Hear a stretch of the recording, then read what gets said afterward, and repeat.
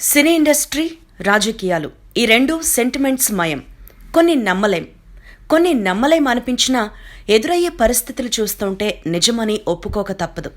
ముఖ్యంగా మంచి కన్నా చెడు మాత్రం రిపీటెడ్గా జరుగుతుంది అంటారు. టీడీపీ విషయంలో ఇది నిజమని అనుకోవాలి. ఎందుకంటే టీడీపీ అధికారాన్ని కోల్పోయిన ప్రతిసారి కీలకమైన నేతల్ని పోగొట్టుకుంటోంది. 2004లో పరిటాల రవి, 2019లో కోడెల శివప్రసాద్. ఇద్దరే. అయితే ఒకరిది హత్య అయితే మరొకరిది రాజకీయ హత్య. 2004లో తెలుగుదేశం పార్టీ ఓడిపోయిన తరువాత అతి తక్కువ కాలంలోనే పెనుకొండ ఎమ్మెల్యేగా ఉన్న పరిటాల రవీంద్రను కోల్పోయింది.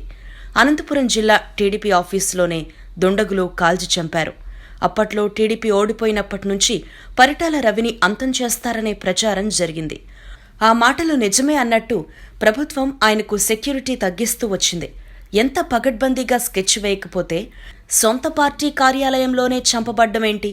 చివరికి ప్రచారం జరిగినట్లే రవి హత్యకు గురయ్యారు. అప్పట్లో వైఎస్ రాజశేఖర్ రెడ్డి ముఖ్యమంత్రి. ఇక 2019లో జరిగిన ఎన్నికల్లో టీడీపీ మరోసారి అధికారం కోల్పోయింది. ఓటమి పాలైనప్పటి నుంచి టీడీపీ నేతలపై వేధింపులు పెరిగాయని ప్రచారం జరిగింది. ముఖ్యంగా కోడెల శివప్రసాద్ కుటుంబాన్ని టార్గెట్ చేశారు అన్నది బహిరంగమే. ఎంపీ విజయసాయిరెడ్డి డైరెక్ట్గా ట్విట్టర్లోనే టార్గెట్ చేస్తూ కామెంట్స్ పెట్టారు.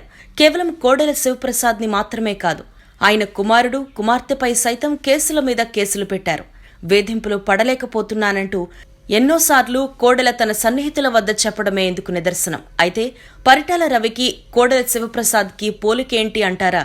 ఎన్టీఆర్ పార్టీ పెట్టిన సమయంలో అనంతపురంలో, నరసరావుపేటలో ఒకేలాంటి పరిస్థితులుండేవి.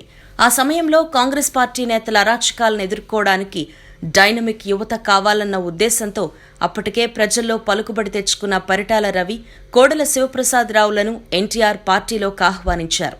ఎన్టీఆర్ నమ్మకాన్ని వారిద్దరూ వమ్ము చేయలేదు. అనంతపురంలో పరిటాల, పల్నాడులో కోడెల అప్పటి వరకు ఉన్న పరిస్థితుల్ని మార్చేశారు. అన్నగారి నమ్మకాన్ని వమ్ము చేయకుండా భయంకర పరిస్థితుల్ని మార్చేసి సాధారణ వాతావరణం వచ్చేలా చేశారు. అందుకే వీళ్ళిద్దరికీ టీడీపీలో ప్రత్యేకమైన గుర్తింపు ఉండేది.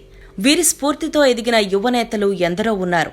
అయితే పరిటాల రవిని దారుణంగా కాల్చి చంపగా కోడెల శివప్రసాద్ను మానసికంగా హింసించి చంపేశారు అని టీడీపీ నేతలంటున్నారు.